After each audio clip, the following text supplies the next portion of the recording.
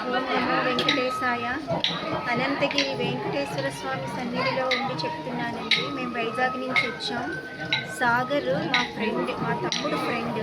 కానీ అతని గుడి కట్టినప్పటి నుంచి కూడా ప్రతి సందర్భంలో, ప్రతి ఉత్సవంలో మేము పాల్గొంటున్నాం. ప్రతి ఉత్సవం ఒక పండగలా జరుగుతుంది ఇక్కడ స్వామివారి దయ వల్ల. ఈ గుడిలో ఉన్నంతసేపు మరొక ప్రపంచం ఏదీ లేదు. ఇదే మాకు అన్ని విధాల స్వర్గధామం కింద భావించి మేము ఇక్కడ చాలా సంతృప్తి చెందుతూ ఉంటాం. వచ్చి ప్రతి పూజలో మేము పాల్గొంటాం.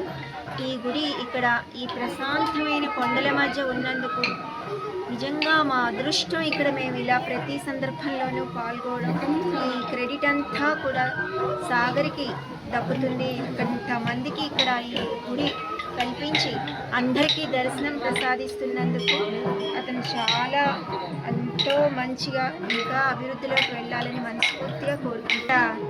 ఇక్కడ గుడికి వచ్చిన వాళ్ళందరికీ కూడా కలిగేటువంటి అనుభూతి ఏంటంటే, తిరుపతి వెళుతుంటే ఏ విధంగా అయితే అనిపిస్తుందో ఆ కొండల మధ్య నుంచి వస్తూ స్వామివారిని దర్శించినప్పుడు అదే భావం ఇక్కడ కూడా కలుగుతోందండి. ఎందుకంటే చాలా హైట్. అసలు ఇక్కడ గుడి కట్టడం అనేది చాలా సాహసోపేతమైనటువంటి పని. అటువంటి కార్యాన్ని అతను నెరవేర్చినందుకు ఆ భగవంతుడు సంపూర్ణమైనటువంటి ఆశీస్సులు అతనికి అందించాలని మనస్ఫూర్తిగా కోరుకుంటున్నానండి. ఓం నమో వెంకటేశ్వర.